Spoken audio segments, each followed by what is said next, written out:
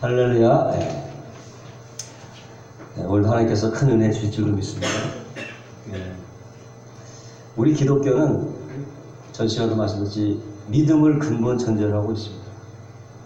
믿음이라고 우리가 말을 사용하실 때는 보이는 대상을 믿음으로 얘기하지 않죠. 보는 것은 그냥 보고, 하지만 믿음이라는 단어를 쓸 때는 보이지 않는 것을 인식하는 단어가 믿음이라는 것입니다. 그러니까 우리가 기독교는 믿음을 강조하는 믿음의 종교, 그렇기 때문에 믿음의 대상인 것은 보이지 않는 세계를 말하는 거죠. 그러니까 믿음의 대상은 보이지 않는 세계를 말하는 거예요. 보이지 않는 세계를 보는 것이 바로 믿음이라고 하는 것입니다. 여기서 무엇을 말할 수 있느냐? 우리 두 가지의 진리가 있다고 해도 우리 두 가지의 진리가 있으면 알 수가 있어요. 하나는 물질적인 진리가 있어요. 물질적인 진리라면 에너지 질량 보존의 법칙이니 만유인력의 법칙이니 이런 물질, 우리가 눈으로 보이는 현상 세계를 설명할 수 있는 진리, 그것 법칙이죠. 법칙이라 하면은 어느 상황에나 적용될 수 있는 것을 법칙이라고 하지 않습니까? 그러나 순간 그때마다 적용되는 것을 법칙이라고 하지 않고 무슨 론, 무슨 이론 그렇게 얘기했잖아요. 창조론도 마찬가지고, 아니 블랙홀의 이론 있잖아요. 요즘은 제가 빅뱅 이론, 그건 법칙이 되지 않잖아요. 어떨 때는 적용이 되고 어떨 때는 적용되지 않는 것을 이론이라고 합니다. 자, 우리가 어떤 만물의 어떤 상황에도 다 적용되는 것을 우리가 법칙이라고 하죠. 우주에서 이런 것이 법칙인데, 그래서 진리는 두 가지로 나누시게 돼요. 하나는 물질을 다루는 그런 진리가 있는가 하면, 또 하나는 보이지 않는 비물질의 진리가 있다는 거예요. 두 가지가 나눠요. 과학은 보이는 세계의 진리를 드러내는 것이고, 우리 믿는 이 기독교는 보이지 않는 세계의 진리관을 드러내는 것입니다. 그래서 그것들이 우리 생각해서 구별이 돼야지. 이게 막 왔다 갔다 하면 이게 어떻게 되나 헷갈릴 수 있어요. 여기서 말하는 모든 것들은 보이지 않는 세계에 대한 우리의 인식입니다. 교회에서 우리가 하는 것은 어떤 무슨 프로그램을 해서 그런 것이 아니고 그런 것을 다루는 것입니다. 근데 보이지 않는 것이 보이는 것을 지배해요. 우리가 만들어진 모든 건물도요, 사실 건축가의 생각에서 먼저 비롯되지 않습니까? 우리가 보여지는 모든 건물들이 먼저 설계자의 생각으로부터 시작이 돼요. 그것이 구체적으로 나타나게 되는 거죠. 결국은 보이지 않는 것이 보이는 것을 지배하고 통치하게 되어 있습니다. 결국 우리가 마음속으로 생각했던 모든 것들이 우리 삶 가운데 드러나게 되는 것이죠. 때로는 우리가 생각하지 못한 일들이 나오게 되는 것인데, 그런 거는 이제 여러 가지 밖에서 어떤 요인들에 의해서 생겨나는 거지만, 결국은 우리 마음속에 생각했던 것이 그대로 밖으로 표출이 되는 거죠. 지금 말씀드린 강조하는 부분은 뭐냐면, 우리 기독교나 믿는 것은 바로 보이지 않는 세계를 대상으로 하고 있습니다. 그리고 그 보이지 않는 세계가 보이는 세계를 지배하는 거죠. 어렵게 얘기해서 4차원의 세계가 3차원의 세계를 지배하는 거죠. 그래서 이 3차원의 세계를 움직이려면 뭘 써야 돼요? 4차원의 힘을 빌어 와야 돼요. 어떻게 빌립니까? 기도라는 걸 통해서 끌어낼 수 있는 거예요. 하나님의 그 영향력을 우리가 흡수할 수 있는 거예요. 그것이 오게 되면 그 능력을 받기만 하면 현실 생활의 모든 파장이, 삶의 파장이 일어날 수 있는 거예요. 그래서 아무리 해결할 수 없는 문제도 하나님께 기도하고 4차원의 힘을 받게 되면 하나님의 에너지는 아니지만 그렇게 표현하는 것이 쉽게 하나님의 주시는 에너지를 받아갖고 그 에너지를 가지고 우리가 어떤 일을 행할 때 그것이 나타나게 된다는 거죠. 우리 그걸 믿어요. 그래서 기도하는 이유입니다. 하나님 도와주시옵소서 힘을 받고 또 그 믿음을 사용하는 건 말로 선포할 때에 기적이 나타나길 바랍니다. 우리가 상기하는 것은 뭐냐면, 극단적인 예로 2시간을 한 사람은 TV를 보고 한 옆방에서 TV를 보고 한 사람은 2시간 동안 하나님을 예배하는 거예요. 둘 다 보는 거예요. 예배도 보고 보는 사람 2시간 예배를 봤어요. 한 사람은 또 2시간 동안 그 TV를 봤습니다. 근데 TV를 본 사람은 2시간이 지나도 별로 변화가 없어. 무슨 얘기냐면, 그런데 예배를 보는 두 사람은 하나님의 치료가 있어요. 무슨 얘기냐면, 무슨 성회나 어떤 그런 부흥 행사를 가보신 경우 많잖아요. 조영기 목사님도 신유의 은사가 있으신 분인데, 기도할 때에 병자들이 나타나는 희한한 일들이 일어나는 거죠. 그걸 어떻게 설명할 수 있습니까?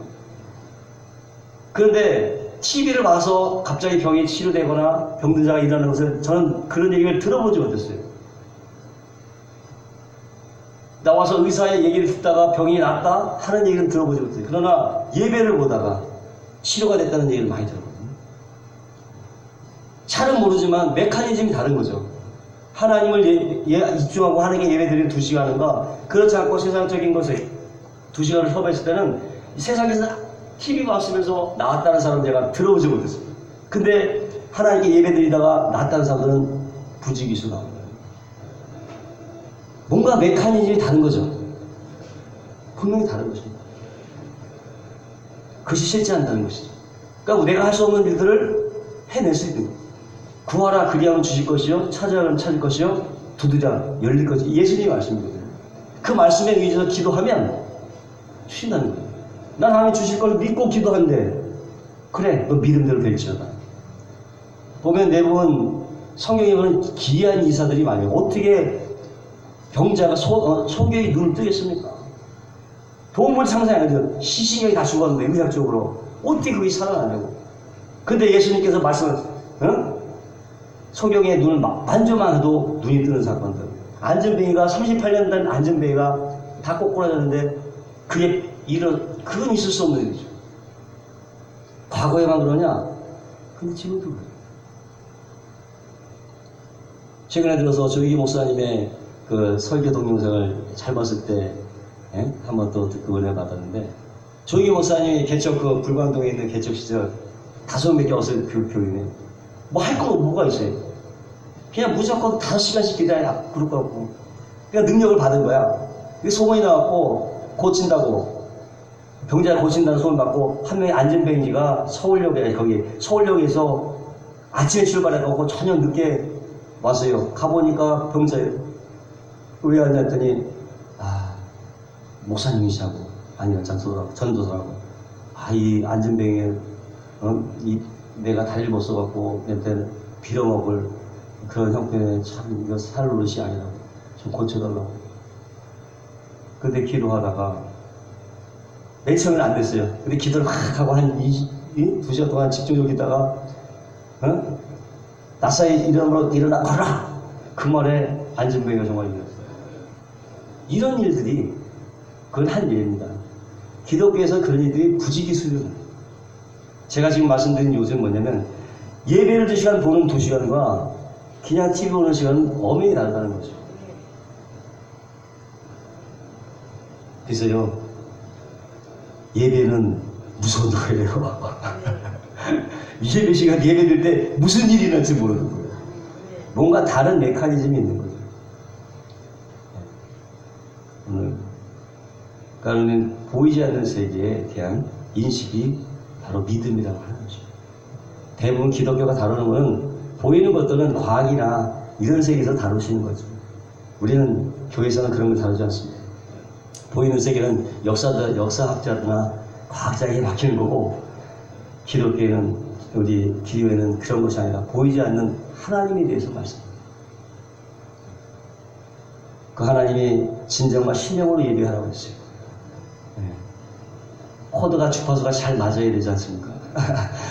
그래서 주파수가 잘 맞아야 라디오에 나오는 소리가 잘 들리듯이 거기다가 우리가 포커스 맞아요. 예배를 드리면 거기다가 우리가 시설을 두고 거기다가 맞춰야 하나님께서 큰 은혜를 주실 줄로 믿습니다. 오늘 저는 저를 따라서 달을 잡아라. 웬 말이냐? 오늘 제목이 달을 잡아라인데 미소드와 똑같은 말씀을 드리고자 하는 거죠. 프랑스 런던에 있는 한 증권회사를 다니던 한 40대 남자가 갑자기 무슨 생각인지 사표를 내버렸어요. 사표를 내고 처자식을 다 버리고 파리에 가서 화가가 되었습니다.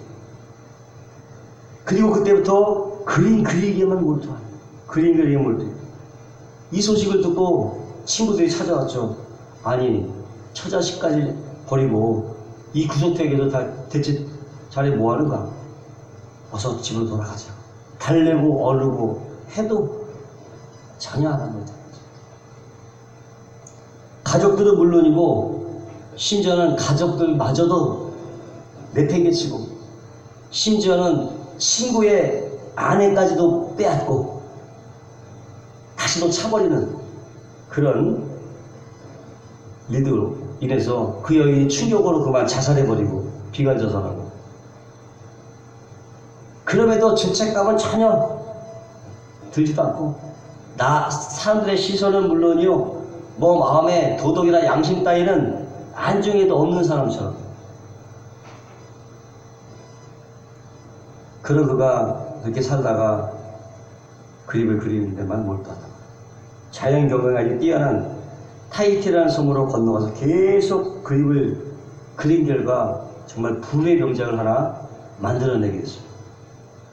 근데 그만 자신은 문둥병에 걸리고 말았어요. 불의 명작을 만드는데 자신은 문둥병에 걸리고, 문둥병은 막 피부가 짓눌러지거든요. 코도 막 떨어지고 비가 막 녹아내리는, 그렇게 문둥병에 걸려서 고통의 나라를 보내다가 급기야 죽음 앞에 유언하기를, 내가 죽거든 그 불의 명작, 그 그림을 다 태워버리라는 말을 남기고 죽었다는 거죠. 이것이 바로 소설 달과 유페스에 나오는 내용이에요. 소설의 내용인데, 프랑스 후기 인상파 화가인 고갱의 생애에서 그 힌트를 얻어서 이 소설을 썼다는 것입니다. 근데 이 작품의 가장 매력이 있는 것은 뭐냐면, 예술 세계에 깊이 빠진 한 남자의 아주 철저한 이기심, 그리고 아주 절제되고 냉정하게 묘사하고 있다는 것입니다. 그거를 우리가 제목에서도 볼 수 있듯이 달이라고 하는 것은 소설 속의 주인공 찰스 스트릿랜드의 광적인 예술적 열의를 말합니다. 달, 예술적 열의, 그것을 표상하고 있고, 6펜스라고 하는 것은요, 그때 빵 하나의 가격이 6펜스라고요. 바로 세속을 상징하고 있는 거죠. 한마디로 해서 복잡하게 할 것이 자신의 이상과 현실을 얘기하고 있는 거예요. 그리고 이 작품이 사람들의 마음에 끄는 것은, 모든 사람들의 마음을 끌 수 있는 것은 뭐냐면, 그 마음 속에 자신만이 추구하는 이상이 있지 않습니까? 자신만이 이루고자 하는 어떤 이상, 각각 다를 거예요. 그것이 있다. 근데 이 이상과 내가 처해 있는 현실이 너무나 동떨어진 거예요. 내 생각과 내가 꿈꾸는 이상과는 너무 현실이 맞지 않아요. 이런 이상과 현실 사이에서 늘 어떻게 해요? 갈등하고 고뇌하기 마련이죠. 사람은 갈등하고 고뇌하는 이유가 바로 이상과 현실 사이에서, 난 이렇게 돼야 되는데, 이렇게 하고 싶은데 현실은 그게 안 되니까 늘 갈등하고 고뇌하게 돼요. 그것이 어때? 이 소설의 주인공은 꼭 나의 모습을 보는 것 같아요. 내 안에 있는 것을 그려낸 것 같아. 갈등 상황에서, 그런 갈등 상황에서 과감하게 자신 안에 있는 이상을 추구하기 위해서요, 현재 자신이 누려야 될 모든 특권을 버려버린 거죠. 이것 또한 쉽지 않은 임무는 아니죠. 자기가 추구할 이상을 얻기 위해서 자기가 현재 갖고 있는 누려야 될 모든 조건들을 과감하게 포기해버리는 거예요. 이야, 이게 남들 보기에 평범하지 않은 거죠. 다들 그런 유형 맞지만 그게 평범하지 않았다는 거예요. 그래서 많은 사람들이 지금도 그것이 감동이 되고 그것이 익혀지고 있다고 하는 것이죠. 제가 어렸을 때 기억이 되는데, 그 보름달이라는 빵이 있었어요. 보름달. 지금도 아마 간혹 제가 빵을 안 보니까 있는 것 같더라고요. 그 보름달이라는 빵이 있는데 그 안에 크림이 들어있어요. 근데 그때는 생크림이 아니고 아주 먹으면 니글니글한 그런 크림이었던 것 같아요. 그런데 먹은 게 별로 없었어. 그냥 가면 그게 있으니까 그냥 이렇게 별 맛은 사실 없었어요. 근데 뭐 있는 게 얼마 없으니까, 몇 개 안 되니까 그거를 먹게 되는 기억이 나는데, 아무래도 다른 빵보다 그 빵이 좀 끌렸던 건 보름달이라는 말 자체가 끌렸던 것 같아요. 달도 둥글고 빵도 둥글고 색깔도 비슷하고 그래서 뭐 그것 때문에 손이 갔는지는 모르겠지만, 어쨌든 단돈 50원에 저는요 빵을 먹을 수도 있고 보름달을 먹은 셈들이. 보름달이니까 보름달을 먹었죠. 과자 이름이, 빵 이름이 보름달이니까 보름달도 먹었고, 빵도 먹은 셈이 되죠. 단돈 50원. 두 개 다 먹어버렸어요. 빵과 달을 다 먹어버렸어요. 그러나 소설은 그렇게 얘기하고 있지 않습니다. 빵과 달을 동시에 먹을 수가 없다는 거예요. 빵과 달을 동시에 먹을 수가 없어요. 그래서 빵을 택하든 달을 택하든 해야 되는데, 여기서는 빵이 아니라 뭐예요? 달을 추구하며 살라는 것이에요. 달을 추구하며 살라. 한마디로 배부른 돼지보다 배고픈 소크라테스가 더 낫다는 것이죠. 응? 결국 현실이 아니라 이상을 추구하며 살라고 하는 것입니다. 물론 그렇다고 해서 뭐 지금 하는 현실의 일이 중요치 않다는 것이 아니죠. 당장 뭐 하던 일 다 때려치고 처자식 버리고 화가가 돼야 되냐, 음악가가 되라, 뭐 하던 일 멈추고 뭐 다 때려치고, 죄송합니다, 그런 표현을 써서 신앙을 하고 목사가 되고 전도가 되라, 그런 얘기가 아니에요.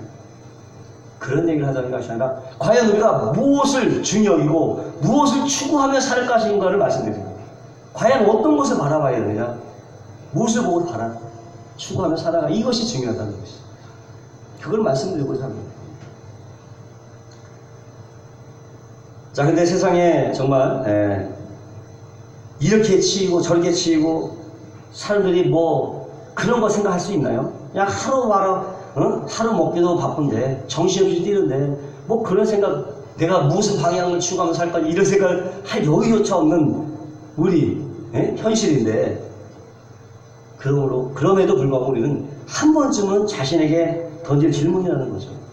정말 나는 과연 남은 삶을 무엇을 정말 위해서 추구하며 살 것이냐, 무엇을 바라보며 살 것이냐. 조영기 목사님 말씀하셨던 바라봄의 법칙이죠. 무엇을 바라봐야 해요? 바라봄의 법칙. 무엇을 바라보고 무엇을 추구하냐에 따라서요, 삶의 내용이 달라지고 질이 달라지고 삶의 무게도 달라져요. 무게도 달라져요. 평범한 것을 추구하면 평범하게 살게 되고요, 비범한 것을 추구하면 비범하게 살게 되고, 또 가치 있는 것을 추구하면 가치 있는 삶을 살게 됩니다. 그럼 과연 무엇이 가치가 있는 것이고 뭐가 정말 의미 있는 삶이냐? 오늘 보니까 사도 바울은 고린도 후서 4장 18절에 그것을 우리에게 얘기해 주고 있어요. 18절을 한번 함께 읽겠습니다. 시작. 우리가 주목하는 것은 보이는 것이 아니요 보이지 않는 것이니, 보이는 것은 잠깐이요 보이지 않는 것은 영원합니다. 자, 보이는 건 뭡니까? 지금 보이는 거, 육신적으로 감각되어지는 경험 세계를 말하는 거예요. 보이는 세계, 즉 오감각으로 느껴지는 세계, 보고 듣고 만지고 냄새 맡고 하는 그런 것을 말하는 거죠. 바로 이 땅에서의 현실 세계를 말하는 것인데, 이건 어때요? 잠깐이라고 했어요. 우리가 사는 현실 세계, 감각되어지는 그 세계는 잠깐이라고 성경은 얘기하고 있습니다. 하지만 보이지 않는 것, 우리의 육신적인 감각을 뛰어넘는 초감각적인 세계, 바로 영적인 세계를 말하는 것이다. 영적인 세계, 이 세계는 잠깐이 아니라 영원하다고 말하고 있는 거예요. 영원하다고. 지금 성경은 우리에게 아주 극단적으로 선택을 강요하고 있는 거나 마찬가지야. 너 현실 공격, 현실 택할 테냐 이상을 택할 테냐, 마치 도둑은 아니지만 이 말씀이 우리를 잣들을 칼 갖고 들이미는 것 같아요. 지금 이 말씀이 부드럽게 쓰였지만 그런 뜻이에요. 보이는 세계는 잠깐이고 보이지 않는 세계는 영원한데 너 어떤 거 택할래? 그렇게 들이미는 것 같아요. 사실상 움찔움찔하죠. 선택은 우리에게 달려있어요. 저도 마찬가지예요. 여러분도 마찬가지예요. 목사만이라도 뭐 특별합니까? 목사도 결정해야 돼요. 타이틀만 목사일 뿐이지, 타이틀만, 역할만 틀릴 뿐이지 똑같은 입장이야. 성경을 대하는 건 똑같은 거예요. 여러분들 저도 선택을 해야 돼. 여태까지 선택하지만 또 선택을 해야 돼. 이 말씀 앞에 똑같은 입장. 응? 보이는 세계와 보이지 않는 세계가 우리에게 다가온다는 사실이에요. 그게 다가와. 두 개의 칼을 가지고 다가오는 것 같아. 선택해라. 응? 자신을 할 필요가 있어요. 우리는 자신을 할 필요가 있어요. 이 땅의 부귀 영화 공명 얼마나 좋습니까? 근데 이것도 맛을 봐야 맛을 알죠. 정말로 이 맛을 못 본 사람은요, 알 수도 없어. 그게 어떤 맛인지를 잘 모르지만요, 그 세상의 그 맛을, 달콤한 맛을 본 사람은 어떻게 하든지 어떻게 그게 좋으니까 더 많은 부와 더 많은 지위와 더 강력한 권력을 추구하겠죠. 그 맛을 아는 사람은, 우리같이 잘 모르는 사람도 추구하게 되는데 잘 모르는 사람도, 맛을 못 본 사람도 추구하게 되는데, 그 맛을 본 사람은 더 추구하지 않겠어요? 지금보다 더 편안하고 더 안락한 삶을 추구하게 돼 있다는 거예요. 반면에 한 부류는 정말로 보이지 않는 세계를 눈으로 보는 것 같이, 뭘 왜? 하나님의 의를 위해. 세상 사람의 입장에서는 저 바보 아니야 저거? 뭐 또 거기에 무슨 떡이 나와? 그야말로 밥이 나와? 현실적으로 아무런 도움이 되지 않는, 어리석게 보이는 거죠. 하나님의 의를 구하고 하나님의 영광을 위해서 자신의 모든 것을 투자하고 있는 거예요. 두 부류가 있어요. 하나님의 영광을 추구하며 살아요. 아, 이거 하나님의 영광이 밥 먹여주냐? 그런 할 말 없어요. 밥 먹여주는 거 아니거든요. 하나님의 영광을 추구한다고 하나님이 당장 밥을 떠서 주진 않습니다. 그건 내가 벌어야 되는 거예요. 하나님이 당장 밥을 해서 주시지 않죠. 밥은 내가 해 먹어야 돼요. 하나님 다만 하나님의 영광을 추구하며 살아간다는 거예요. 그 대표적인 인물이 바로 사도 바울이었어요. 사도 바울. 사도 바울은 결혼도 안 하고 모든 세상의 모든 것들을 한마디로 배설물로 여겼다. 좋은 말이 되면 똥으로 여겼다는 얘기요. 세상의 모든 가치 있는 권력, 부귀영화 공명을 똥으로 여길 정도로. 대표적인 사람이 사도 바울이거든요. 과연 그럼 우리는 어떠냐? 우리는 어떠냐? 거기 밑에 봤을 때 세상의 부귀 공명보다 하나님의 의를 구하고 하나님의 영광을 위해서 나의 모든 것을 과연 투자하고 있는가? 자문해 봐야 되는 거죠. 장사를 해도, 목회를 해도 마찬가지예요. 목회를 한다고 나 하나님의 영광을 위해서 하느냐? 그거는 장담할 수 없는 것입니다. 목회를 한다고 다 하나님의 영광이다? 장담할 수 없는 거예요. 장사를 하고 목회를 해도 과연 그것이 정말 하나님의 영광을 위한 것인지, 장사를 한다고 해서 그것이 하나님의 영광이 아니냐? 그것도 장담할 수 없는 거예요. 무엇을 하는가가 중요한 것이 아니라 내가 추구하는 목표가 바라보는 것이 어디냐가 중요한 것이지. 아멘? 그것이 중요한 거죠. 그렇게 따지면 청소하는 사람이나, 요즘은 그래도 배운 사람들이 하지만 옛날에 대변 치우는 사람들, 응? 그런 사람들은 하나님의 영광 가지는 겁니까? 그렇게 따지면 그런 게 아니죠. 장사를 하든 목회를 하든 그것이 과연 하나님의 영광을 추구하고 있는, 이런 것이 중요하다. 직장 생활을 하든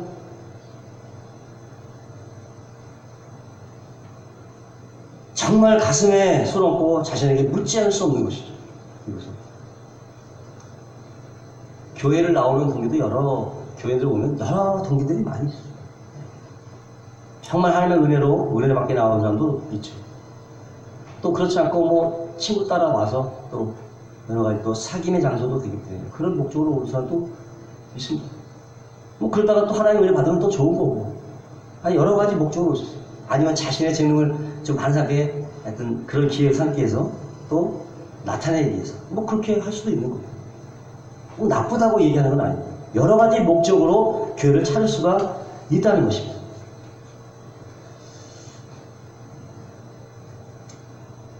그러나 우리가 정말 좀 더 인생을 진지하게 생각해 본다면, 좀 더 진지하게 생각해 본다면, 달과 유패수 중에서 뭐가 더 가치가 있겠는가?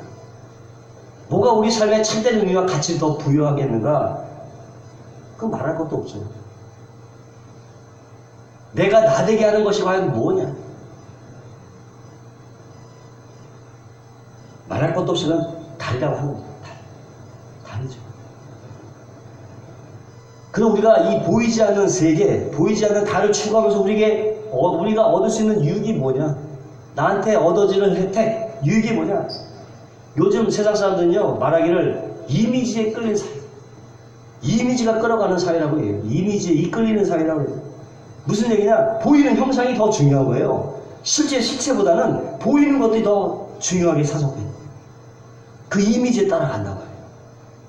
그 실체를 보지 못하고 실체보다는 형상을 더 중시한다는 거예요. 다시 말해서요, 내면은 보이지 않잖아요. 보이지 않는 내면보다는 보이는 외모를 더 쳐준다는 거죠. 보이는 외모를 더 쳐주는 거예요. 그러니까 심지어 회사 면접 때 누가 있어요? 뭐 실력은 바라보자고 옆에 점쟁이가 있어. 딱 한다고 하잖아요. 외모를 먼저 보는 거예요. 그 속에 뭐가 더 들었지 간에 그냥 외모를 먼저 보는 거예요. 그만큼 이미지를 중요하게 생각한다는 것입니다. 실력도 실력이지만은 그러다 보니까 어떻게 해요? 외모에 더 신경을 쓰게 되죠. 여성들이 더욱더 그런 경우가 많죠. 그러니까 막 어디가 좀 이상하다 좀 여기저기 뜯어고치고, 또 돈 있는 사람이나 경우나 가능하죠. 뭐 성형외과 의사만 신이 난 거지 뭐. 근데 과연 이것이 어제 오늘 문제가 아니었다는 거죠. 그때도 이런 문제가 있었어요. 사도바울 하듯이도 이런 일이 있었어요. 이렇게 말하고 있는 것입니다. 4장 16절에 이러므로 우리가 낙심하지 않으니 우리 겉사람이 낡아지나 우리 속사람은 날로 새로. 여기서 나왔어요. 사람은 두 개로 구성됐습니다. 속사람이 있고 겉사람이 있다는 것입니다. 아멘? 사람은 두 개요. 속사람이 있고 겉사람이 있다는 거예요. 근데 어때? 속은 날로 새롭도다. 사도 바울도요, 한잔 청년의 때가 지나서 어차피 시간 앞에는 어쩔 수 없는 겁니다. 사도 바울도 얼굴이 쭈글쭈글쭈글하게 됐어요. 거울 들여봐도 점점점 흰머리는 늘고 주름살은 깊이 패이고, 그리고 왜 이렇게 이놈의 팔다리를 맨날 쑤시는지. 사도 바울도 아이고 나도 이제 다 됐구나, 그런 나이가 됐어요. 그럼에도 불구하고 그냥 사도 바울이 할지라도 오는 도둑은 막아도 가는 세월 앞에는 어쩔 수가 없는 거예요.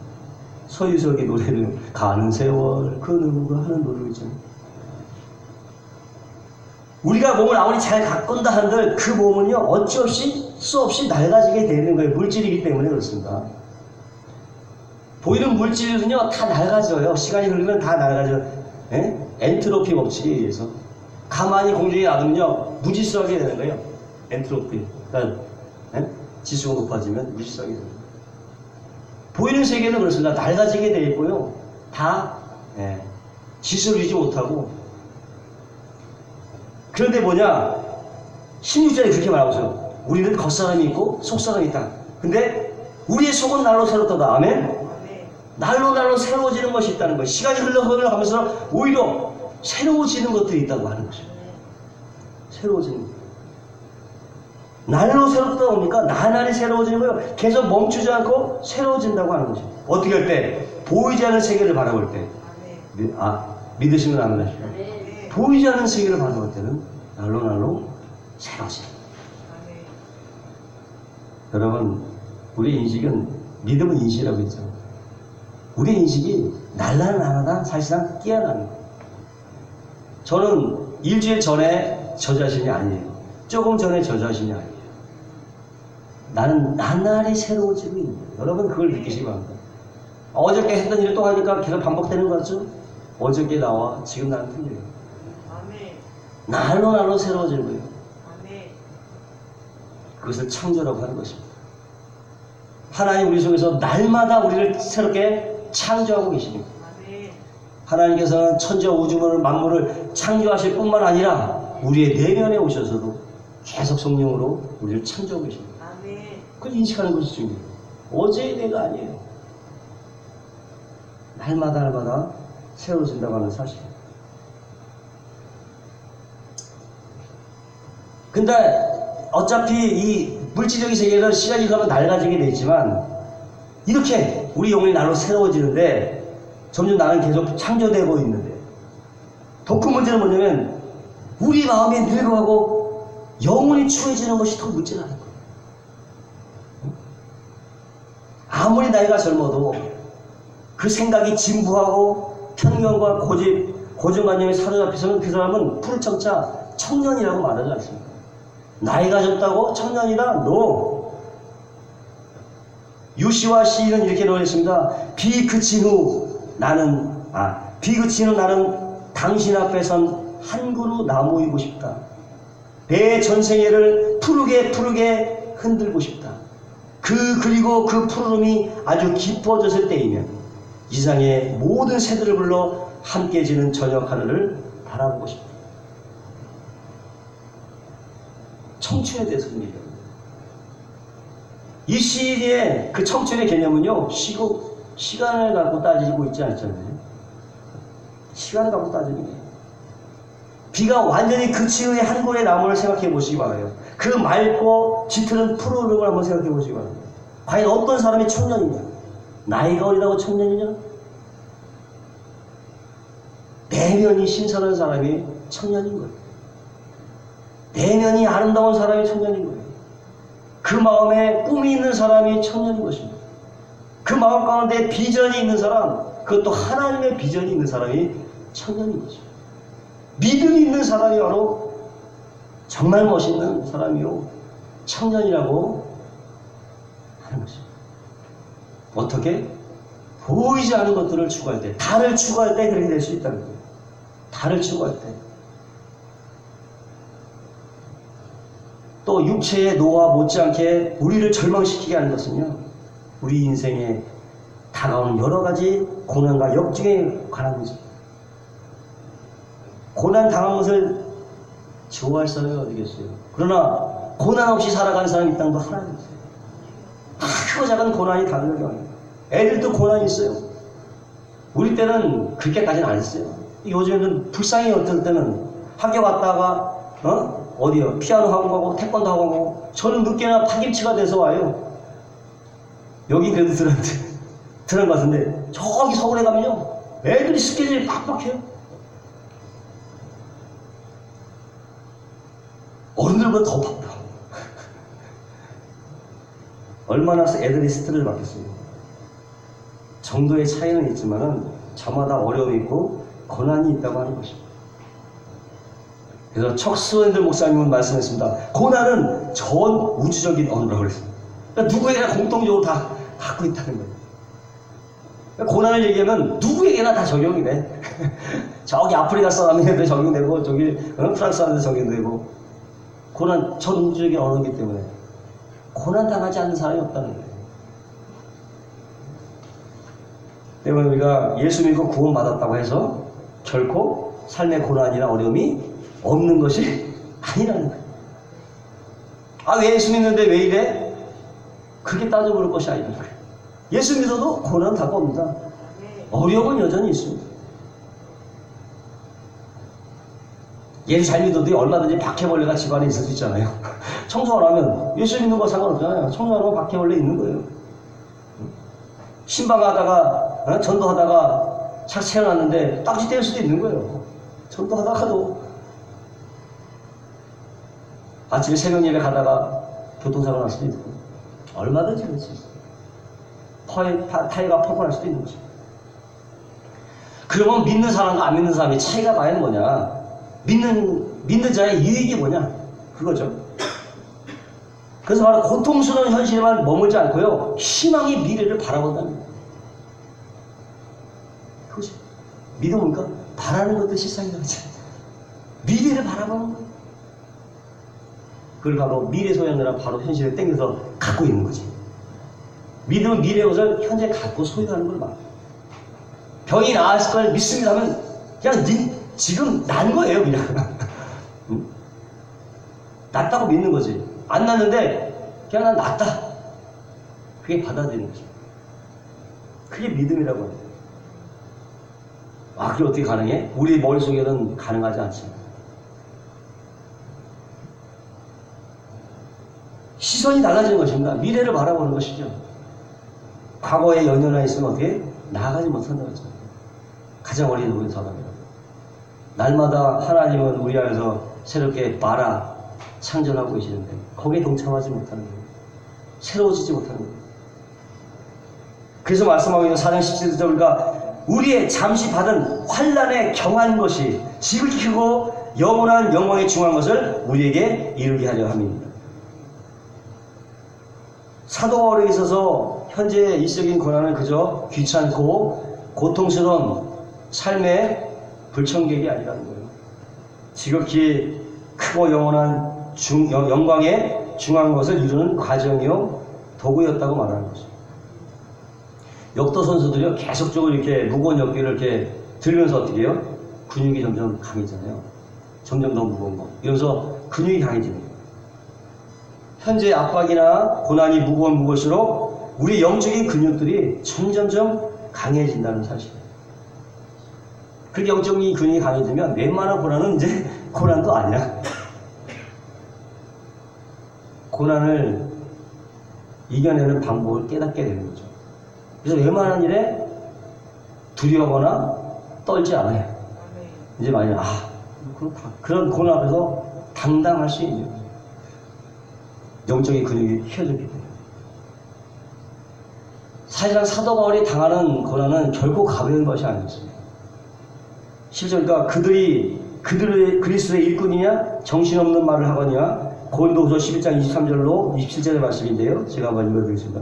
그들이 그리스도의 일꾼이냐 정신없는 말을 하거니와 나는 더욱 그렇다. 내가 수고를 넘치도록 하고 옥에 갇히기도 더 많이 하고 매도 수없이 맞고 여러 번 죽을 뻔하였으니 유대인들에게 40에서 하나 감한 매를 5번 맞았으며 3번 태장으로 맞고 1번 돌로 맞고 3번 파손하고 일주일을 깊은 바다에서 지냈으며 여러 번 여행하면서 강의 위험과 강도의 위험과 동족의 위험과 이방인의 위험과 신의 위험과 광야의 위험과 바다의 위험과 거짓 형제 중의 위험을 당하고 또 수고하며 애쓰고 여러 번 자지 못하여 줄이며 목마르고 여러 번 굶고 춥고 헐벗어너라.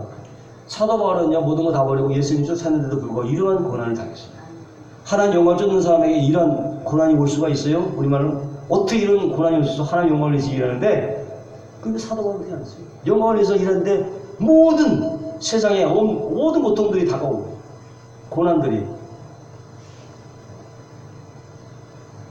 그러나 사도 바울에게는 이런 고난들은 아무것도 아니에요. 영적인 근육이 만들어졌기 때문에 그런 고난은 아무것도 아니었어요. 그래서 말하기를 생각할 현재의 고난은 장차 우리에게 다가올 영광과 좋게 비교할 수 없도다. 현재 고난은 다가올 영광의 비교는 아무것도 아니라고요. 그걸 뭐가 봤을 때 그 고난이에요? 다가올 영광의 미래를 바라봤다는 거죠. 그러므로 현재의 고난을 이겨낼 수 있었던 것이라고 하는 거죠. 이렇게 우리도 보이지 않는 달을 추구할 때에 보는 관점이 변화되고 영적인 근육이 생겨서 현재의 고난을 넉넉하게 이겨낼 줄로 믿습니다. 그것입니다. 현재의 고난을 이겨낼 수 있는 것은 바로 그런 우리의 믿음이요 시각이라고 합니다. 그것이 이겨내는 겁니다. 또 이 보이지 않는 달을 추구하면서 얻은 우리의 삶의 유익이 뭐냐 이거예요. 유익이. 18절이니까 우리의 돌아보는 것은 보이는 것이 아니요 보이지 않는 것이니 보이는 것은 잠깐이요 보이지 않는 것은 영원함이요. 보이는 것은 잠깐이라고 했습니다.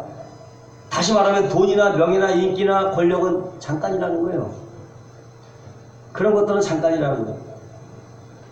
왕년에 유명했던 코미디언 서영춘이가 그런 많은 인기를 한 몸에 들잖아요. 코미디언이지만 그것도 참 대단한 인생 아니겠어요? 사실상 이름도 없이 죽어가는 사람들이 많은데 서영춘이라는 이름을 남기고 한 시대 코미디언계에 그 정도 등록하면 성공한 거 아니에요? 서영춘은 모든 세상에 나오고 근데 그 사람이 뭐라고 얘기했느냐 인기는 물건 부분 같다. 모두가 바라는 그 인기는 지금 보니까 물건 부분 같다는 그런 얘기했어요. 인기 없는 사람이 얘기하면 그것이 영향력이 없겠지만 인기 누렸던 사람이 얘기이기 때문에 이게 큰 영향력으로 다가오는 거죠. 노려봤던 사람이 말이기 때문에 물거품과 같다고. 거품이 어떻습니까? 거창해 보여도 금방 순식간에 사라져요. 흔적도 없이 사라져요. 야고보는 우리 뭐라고 하냐 우리 인생이 아침에 잠깐 있다가 사라진 안개와 같다고. 어떻게 이렇게 잘 표현했는지 모르겠어요. 시인도 아닌데. 때문에 영원하지 못하는 것들, 지나가고 말 것에 대해서 연연하고 추구하게 되면 거기다가 인생을 걸면 헛되고 헛돈다 허무함밖에 남는 것이죠. 상실감. 과연 우리가 어디에다가 목숨을 걸어야 되느냐? 목숨은 아무 데나 걸면 안 됩니다. 아무 데나 목숨 걸면 안 되잖아요. 정말 목숨을 걸 때 걸어야 되죠. 그걸 말씀을 드리고 있는 거죠. 희진이가 지금 브랜드가 없어갖고 친구한테 왕따를 당한 것 같은데, 왕따가 아니지만 좀 그런 얘기 들었는데, 옛날에 나이키 하면 최고의 신발이었어요. 최고의 신발. 웬만하면 다 나이키를 신고 다니는데, 그 나이키에서 신발 회사가요, 신발을 많이 팔려고 그러면 뭐라고 써면 인생이 짧으니까 항상 놀라고 그렇게 광고했어요. 왜? 그래야 신발이 빨리 다니까. 왜 주인 집사님 왜 그러세요? 왜? 아니 편찮은 일 있으세요? 몸이 표정이 그러죠? 이렇게 짧은 인생이요, 영원한 것들을 바라봐야 될 줄로 믿습니다.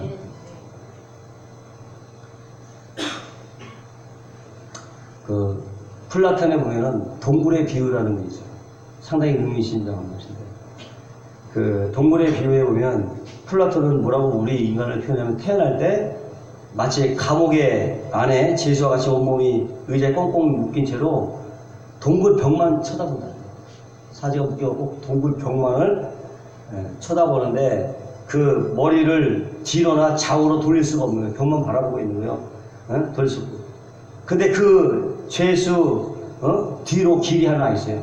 벽문을 바라보는 죄수 모두 잡아서 그 뒤로 길이 하나 있는데, 그래서 그 길 속에 저쪽에 높은 햇불이 놓여 있어갖고요, 사람들이 왔다 갔다 하는 것을, 사람만 왔다 갔다 하는 것들이 벽면에 비치겠죠.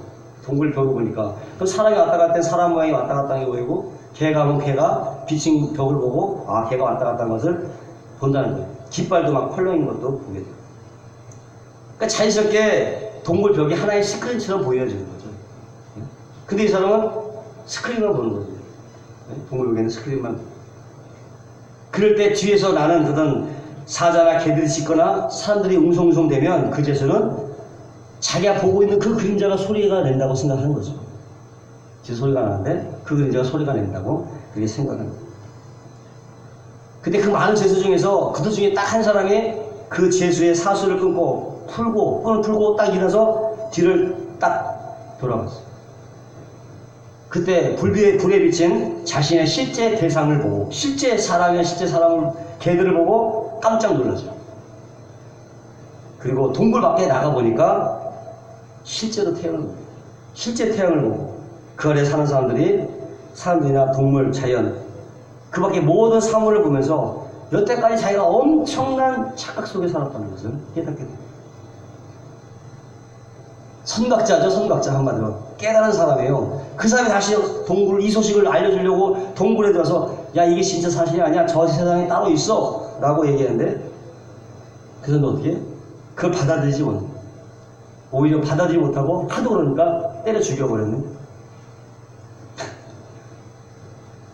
때려 죽였어요. 그런 사람이 죽음을 당합니다. 영화 매트릭스에도 그런 메시지가 있죠. 우리가 보는 세계가 오히려 프로그램화된 세계고 실제 세계가 따로 있어요. 컴퓨터를 끄면 일시 정지 형태가 되고, 우리가 사는 세상은 그렇게 이제 한다는 얘기인데, 우리가 지금 보고 있는 것이 사실이지만, 지금 보고 있는 이것이 사실이지만 실체라고 장담할 수는 없다는 것입니다. 실체라고는 장담할 수가 없는 거예요. 성경 말하기를 오직 보이지 않는 것만이 참된 실제요 영원한 것이라고 성경은 말하고 있는 거예요. 사도 바울은 한순간이지만 보이는 것은 한순간이지만 보이지 않는 것은 영원하다고 했습니다. 인생이 뭐가 중요합니까? 자녀들에게도요, 보이지 않는 것에 대한 가치를 심어줘야 됩니다. 눈에 보이지 않는다고 마치 없는 것처럼 사면 그보다 더 어리석은 삶이 없다는 것입니다. 무엇보다 하나님의 나라와 의를 추구하게 되시길 바라고, 거기에 여러분의 시간과 정성과 모든 것을 투자하시길 바랍니다. 빠삐용이라는 영화 한번 보셨을 텐데 스티브 맥킨과 더스틴 호프만이 주연을 맡았는데 거기 보면 빠삐용은 사실 죄가 없었어요. 죄가 없었지만 검사들에 의해서 살인죄 누명을 쓰고 적도 부근에 있는 기아나 감옥에 갇히죠. 사방이 다 바다라 둘러싸인 그곳은 정말 지옥과 같은 그런 감옥이었습니다. 얼마나 억울했으면은 꿈에서조차 재판관들에게 자신의 무죄를 항변했겠어요. 얼마나 억울했으면. 그러나 그 검은 옷을 입은 재판관들이 그렇게 말합니다. 너가 사람을 죽였든지 안 죽였는지 난 잘 모르지만 한 가지, 너는 인생을 낭비했다. 무엇보다도 인생을 낭비했다. 인생을 허비했다. 그런 얘기를 합니다. 그래서 유죄를 선고하죠. 이때 빠삐용이 고개를 떨구고 맞습니다. 유죄가 맞습니다. 라고 인정을 하는 것입니다. 삶을 낭비하는 것은 죄악이라고 하는 거죠. 여러분. 우리 삶을 낭비해서는 안 됩니다. 그래서 분명한 목적을 줘요. 조용히 목사님은 자기가 글로 적으라고 하잖아요. 몇 번씩. 목적을 분명히 하고. 두 번째는 하나님의 말씀을 믿으라는 것입니다. 성경을 읽을 뿐만 아니라 믿고 구원받으라고 하나님이 주신 거죠. 성경은 누구에게 뭐라고 할 것이 없어요. 영혼의 양식을 주셨기 때문에 이거 보고 당신 이거 왜 이렇게 안 해? 남을 들으라고 그러는 것이 아닙니다. 그렇게 성경은 그렇게 사용하라고 주신 게 아니고 내가 먹고 내가 은혜 받는 책이에요. 음식은 자신이 먹어야 되잖아요. 남이 떠 먹여줄 수 없는, 씹어주신 거 넣어줄 수 있겠지만 씹는 건 자신이 해야 돼요. 성경은 그거 같은데 모든 태어난 사람들이 희진이가 너가 이걸 알아서 먹어야 돼. 너가 먹었지 누가 떠먹여주는 게 아니야. 그런 책이라고 하는 것입니다. 그래서 그리고 거기 나온 모든 말씀을 믿으시기 바랍니다. 인생의 소유함이 넉넉함에 있지 않다고 했으면 뭐 그런 것이죠. 하나님께서 그렇게 말씀하시면 다 그런 것이죠. 무엇보다도 성령 충만, 우리 성부가 성령 충만을 받아요. 성령 충만을. 성령 충만은 아무리 강조해도 지나침이 없어요. 순복음하면 성령 충만, 순복음의 마스코트는 성령 충만이에요. 네? 늘 성령으로 충만하기 바라고 피차간에서 사랑하고 격려하기 바랍니다. 우리는 공동체 삶을 살아요. 사회적 동물이잖아요. 외딴섬이 될 수 없어요. 다 대륙같이 이어져서 살기 때문에 혼자서는 감당 못하지만 뭉치면 감당할 수 있습니다. 그래서 서로서로를 붙들어줘요. 서로서로. 또 자녀들에게 세상적인 가치관이 아니라 정말 성령적인 가치관을 심어주시기 바랍니다. 정말 요즘 세대는 저는 그런 생각을 정말 해요. 우리 아이들도 있지만 저는 정말 우리 아이들, 우리 희진이와 비롯해서 우리 토건이 태건이 이건이에도 참 심각해요. 앞으로 글쎄 요즘 우리 때가 너무나 다른 것 같아요. 얘네는 지금 사이버 세상을 살고 있잖아요. 우리는 잘 모르는 세상 속에서 그들만의 세상이 있는데 과연 거기서 누가 그걸 알아갖고 그걸 통제해 주겠습니까? 그리고 부모가 아무리 말한다고 애들이 그것이 따라 변했잖아요. 그래서 중요한 것은 애들 가운데에 뭔가 어떤 중심부가 있어서 그렇게 할 수 있는 지도를 받을 수 있는 뭘까를 주셨으면 좋겠다. 그런 생각을 사실 해요. 그럼 과연 그것이 뭐냐? 흔들리지 않게 자기가 자기를 찾고 뭐 하기 그렇지 뭐 나 자신 나의 삶도 여태 이 나이가 되는데 잡지도 못하는데 그런 걸 기대하냐는 그런 마음도 들고요. 똑같은 입장이죠. 그 아이들이 어떤 환경 속에서도 자기의 중심을 잡고 버틸 수 있는 그런 것도 있어야 되지 않겠습니까? 그런 것들에 대해서 저는 많이 고민하고 또 생각하고 그런 부분이 있는데 그런 것들을 줘야 돼요. 그것이 부모의 할 일이라고 저는 생각하는 거죠. 뭐 자녀들에게 미리 재산을 많이 갖고 이렇게 살 수 있도록 그런 것도 해놓으면 더 좋죠.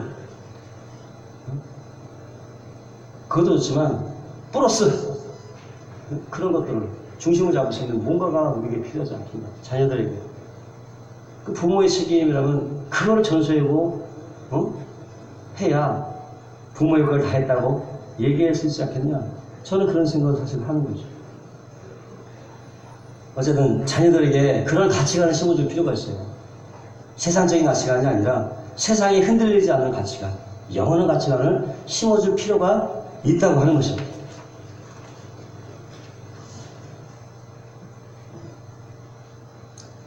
자, 결론 내리겠습니다. 인생은 딱 한 번입니다. 예, 한 번 주어진 거죠. 그러기에 우리의 삶은 아주 소중한 것이고 인생에는 연습이 없습니다.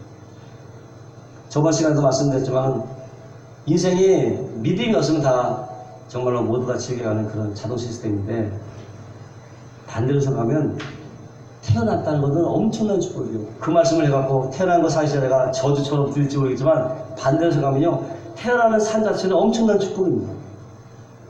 태어나지 않았다면 내가 예수님을 알 수 없고 선택할 수가 없기 때문에, 네? 태어나는 것 자체가 축복이에요. 네?